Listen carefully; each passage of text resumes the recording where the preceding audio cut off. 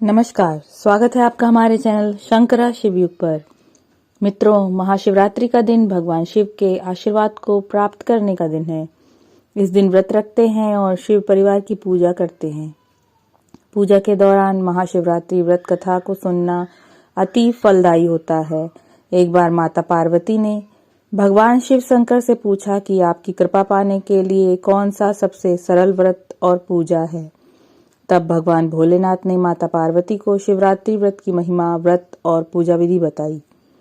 उसके साथ ही उन्होंने महाशिवरात्रि व्रत की कथा भी सुनाई। एक बार चित्रभानु नामक एक शिकारी था। पशुओं की हत्या करके वह अपने कुटुंब को पालता था। वह एक साहूकार का ऋणी था, लेकिन ऋण समय पर न चुका सकने पर क्रोधित साहूकार ने उसको शिव मठ में बंदी बना लिया। संयोग से उस दिन शिवरात्रि थी। बंदी रहते हुए शिकारी मठ में शिव संबंधी धार्मिक बातें सुनता रहा। वहीं उसने शिवरात्रि व्रत की कथा भी सुनी। संध्या होने पर साहूकार ने उसे बुलाया और ऋण चुकाने के लिए पूछा, तो शिकारी अगले दिन सारा ऋण लौटा देने का वचन दिया। साहूकार ने उसकी बात मान ली और उसे छोड़ दिया। शिकारी जंगल में शिकार के लिए निकला, लेकिन दिन भर बंदी गृह में रहने के कारण भूख प्यास से व्याकुल था। सूर्यास्त होने पर वह एक जलाशय के समीप गया और वहां एक घाट के किनारे एक पेड़ पर थोड़ा सा जल पीने के लिए लेकर चढ़ गया, क्योंकि उसे पूरी उम्मीद थी कि कोई न कोई जानवर अपनी प्यास बुझाने के लिए यहाँ जरूर आएगा। वह पेड़ बेलपत्र का था और उसी पेड़ के नीचे शिवलिंग भी था, जो सूखे बेलपत्रों से ढके होने के कारण दिखाई नहीं दे रहा था। शिकारी को उसका पता न चला। भूख और प्यास से थका वो उसी मचान पर बैठ गया। मचान बनाते समय उसने जो टहनियां तोड़ी वे संयोग से शिवलिंग पर गिरी। इस प्रकार दिन भर भूखे प्यासे शिकारी का व्रत भी हो गया और शिवलिंग पर बेलपत्र भी चढ़ गए। एक पहर रात्रि बीत जाने पर एक गर्भिणी मृगी तालाब पर पानी पीने पहुंची। शिकारी ने धनुष पर तीर चढ़ाकर ज्यों ही प्रत्यंचा खींची, उसके हाथ के धक्के से कुछ पत्ते एवं जल की कुछ बूंदें नीचे बने शिवलिंग पर गिरी और अनजाने में ही शिकारी की पहले प्रहर की पूजा हो गई।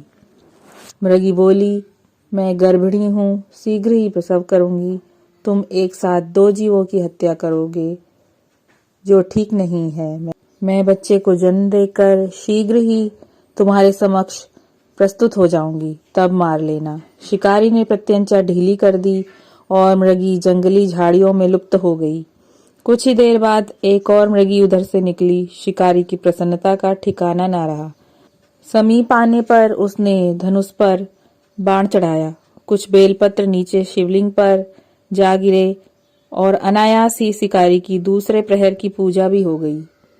तब उसे देख मृगी ने विनम्रतापूर्वक निवेदन किया कि मैं थोड़ी देर पहले ऋतु से निवृत्त हुई हूँ, कामातुर विरहिणी हूँ, अपने प्रिय की खोज में भटक रही हूँ। मैं अपने पति से मिलकर शीघ्र ही तुम्हारे पास आ जाऊंगी। शिकारी ने उसे भी जाने दिया। 2 बार शिकार को खोकर वह चिंता में पड़ गया। रात्रि का आखिरी प्रहर बीत रहा था, तभी एक अन्य मृगी अपने बच्चों के साथ उधर से निकली। शिकारी धनुष पर तीर चढ़ाकर छोड़ने ही वाला था कि मृगी बोली, मैं इन बच्चों को इनके पिता के हवाले करके लौट आऊंगी, इस समय मुझे मत मारो। शिकारी हंसा और बोला, सामने आए शिकार को छोड़ दूं? मैं ऐसा मूर्ख नहीं। इससे पहले मैं 2 बार अपना शिकार खो चुका हूं। मेरे बच्चे भूख प्यास से तड़प रहे होंगे। उत्तर में मृगी ने फिर कहा, जैसे तुम्हें अपने बच्चों की ममता सता रही है, ठीक वैसे ही मुझे भी इनकी फिक्र है। इसलिए सिर्फ बच्चों के नाम पर मैं थोड़ी देर के लिए जीवन दान मांग रही हूँ। मेरा विश्वास करो, मैं इन्हें इनके पिता के पास छोड़कर तुरंत लौटने की प्रतिज्ञा करती हूँ। मृगी का दीन स्वर सुनकर शिकारी को उस पर दया आ गई। उसने उस मृगी को भी जाने दिया। शिकार के अभाव में बेल वृक्ष पर बैठा शिकारी बेलपत्र तोड़ तोड़ कर नीचे फेंकता जा रहा था। उसकी तीसरे प्रहर की पूजा भी स्वतः ही संपन्न हो गई। फिर एक हष्ट पुष्ट मृग उसी रास्ते पर आया। शिकारी ने सोच लिया कि इसका शिकार वह अवश्य करेगा।